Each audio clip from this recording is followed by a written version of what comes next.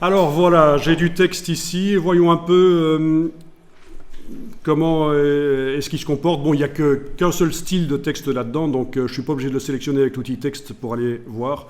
Je peux sélectionner avec la flèche noire. Si j'avais des titres et des sous-titres et du corps du texte dedans, je devrais sélectionner, mais là, voilà. Alors, police Mignon Pro, ben oui, c'est la police standard de InDesign. Et on est en crénage métrique. Ça ne vous dit rien, ça ? C'est l'espace entre les lettres, oui. Est-ce que vous avez déjà vu ça quelque part? On vous en a déjà parlé? Alors il faut savoir que quand InDesign est apparu en 99, il entrait en concurrence avec un logiciel qui était très répandu et qui était quasiment utilisé à 100% pour faire des magazines, c'était Quark Express. Et donc Adobe, pour bien réussir son coup, ils sont venus avec plein de fonctionnalités nouvelles qui ont vraiment laminé Express, même si au moment de l'arrivée de InDesign, évidemment, il y a plein de gens qui disaient ça ne remplacera jamais Express, mais au bout de 2-3 ans, c'était fait.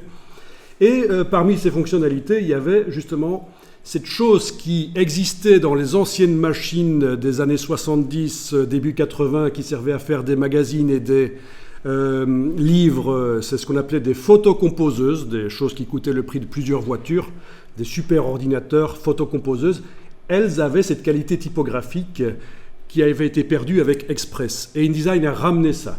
Alors, vous pouvez éventuellement, dans le cadre de mon document, remarquer que peut-être il y a des espacements qui ne sont pas heureux.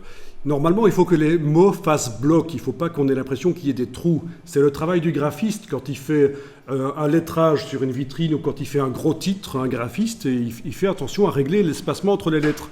Eh bien, InDesign va faire ça non seulement sur les gros titres, mais aussi sur tout un document, des millions de lettres d'un document. Il va pouvoir faire le boulot du graphiste.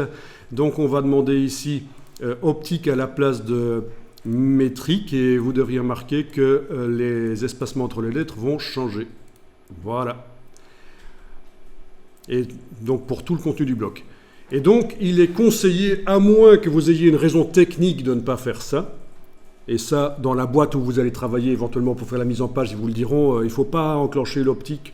À moins que vous ayez une raison de ne pas faire ça, mais faites-le. C'est mieux, l'aspect du texte est vraiment plus professionnel avec un crénage optique.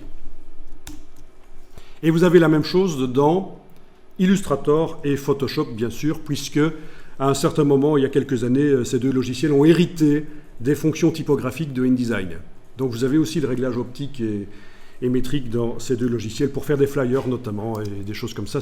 Dans Photoshop et des affiches dans Illustrator, c'est excellent. Alors, si on va avec l'outil texte cliquer entre les lettres, on va voir qu'on a chaque fois un réglage d'approche différent. C'est InDesign qui a choisi. Alors, c'est entre parenthèses, pourquoi? C'est dans les logiciels Adobe, quand on vous montre les chiffres entre parenthèses, ça veut dire que c'est le logiciel qui a calculé ça, c'est pas vous qui l'avez indiqué manuellement. Il est bien entendu possible donc, de corriger ça, si vous êtes perfectionniste et que vous vous dites, tiens, oui, ok, mais je voudrais un espace encore plus petit entre le D et le E. Je clique entre les deux, je vais faire de l'approche de pair. Je vais les diminuer ici, et voilà, et vous voyez d'office qu'il n'y a plus les parenthèses, parce que ça, c'est moi qui les choisis. Voilà. Et donc, je vous disais que dans un document interactif PDF, on retrouve cette qualité de typographie. Ce que vous voyez dans InDesign, là, c'est vraiment ce que vous aurez dans le PDF, bien sûr.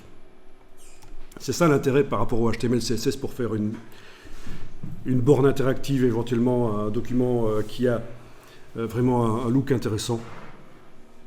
Outre le fait aussi que voilà, tous les outils de InDesign que vous connaissez déjà, vous allez pouvoir les utiliser. Et que pour le placement des éléments, il n'y a pas de limite. L'empilement des éléments, c'est beaucoup plus facile qu'en HTML, CSS. Ce qui ne retire pas de la qualité au HTML, CSS, bien sûr. Je ne dis pas qu'il faut faire du PDF interactif à la place de sites web en HTML, CSS. Hein. On se comprend. Hein. Ok, alors on va enregistrer le document pour